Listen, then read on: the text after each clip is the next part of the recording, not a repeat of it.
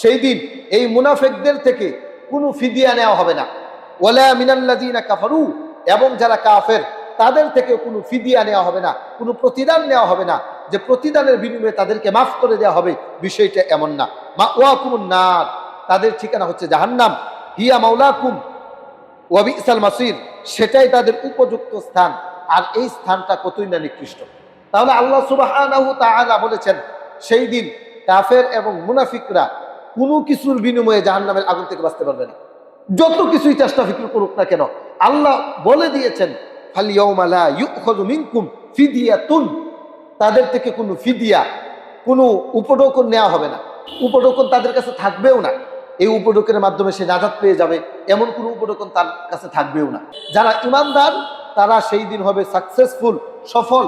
আর যারা হবে মুনাফিক, নামে মুসলমান, ইসলাম ধর্ম মানে, এই কথা বলে কিন্তু আমল করে না, মুখে বলে এক, অন্তরে আরেক, তাদের অবস্থাটা কি হবে আল্লাহ সুবহানাহু ওয়া তাআলা এইখানে উল্লেখ করে দিয়েছেন। তাহলে ভাই, এই যে তিনটা আয়াত আপনাদের সম্মুখে বললাম, 12, 13, 14, 15, চারটা আয়াত বললাম, এই যে আয়াতগুলো যে আপনাদের সামনে বললাম, আমরা যদি আমল না করি সেই দিন আমাদের আর কোনো উপায় নেই।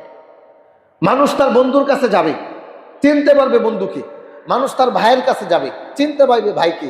মানুষ তার মায়ের কাছে যাবে, চিনতে পারবে মাকে। মানুষ তার বাবার কাছে যাবে, চিনতে পারবে তার বাবাকে। কিন্তু প্রত্যেকে অস্বীকার করবে। আল্লাহ রাব্বুল আলামিন বলছেন ইয়াউমা ইয়াফিরুল মারউ মিন আখি, সেই দিন ভাই তার ভাইয়ের থেকে পলায়ন করবে। ওয়া উম্মিহি ওয়া আবি, মা বাবা প্রত্যেককেই তার সন্তান থেকে পলায়ন করবে। ওয়া সাহিবাতিহি, তার বিবি তার স্বামীর থেকে পলায়ন করবে। স্বামী তার স্ত্রী থেকে পলায়ন করবে।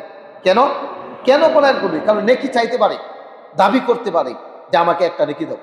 আল্লাহ রাব্বুল আলামিন বলছেন যে না, সেই দিন একজন আরেকজন থেকে ইয়াফিরু, পলায়ন করবে, দ্রুত গতিতে পলাইতে থাকবে, এমন একটা অবস্থা হবে।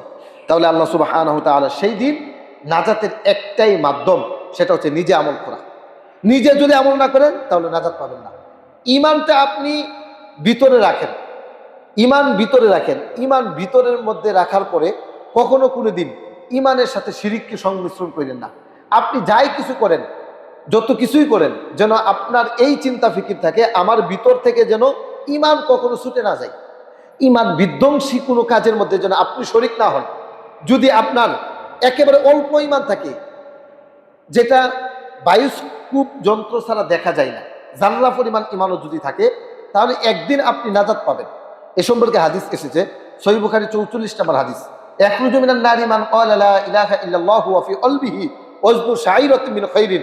আল্লাহ রাসূল বলেছেন জাহান্নাম থেকে ওই ব্যক্তিকে বের করে দেওয়া হবে যেই ব্যক্তির অন্তরের মধ্যে শাইর, জব পরিমাণ ইমান থাকবে। ওয়া ইয়াখরুজু মিনান নারি মান ক্বালা লা ইলাহা ইল্লাল্লাহু ওয়া ফি কলবিহি ওয়াজনু বুররাতিন মিন খাইরিন।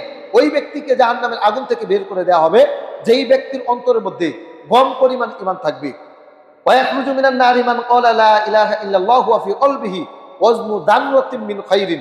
যেই ব্যক্তির অন্তরের মধ্যে জাররা পরিমাণ ইমান থাকবে, ওই ব্যক্তিকেও জাহান্নামের আগুন থেকে আল্লাহ তাআলা রক্ষা করবেন। তাহলে ইমান খুবই দামি একটা জিনিস, গুরুত্বপূর্ণ একটা বিষয়। এই ইমান যেন আমাদের ঠিক থাকে, আমরা যেন মুনাফিক না হই।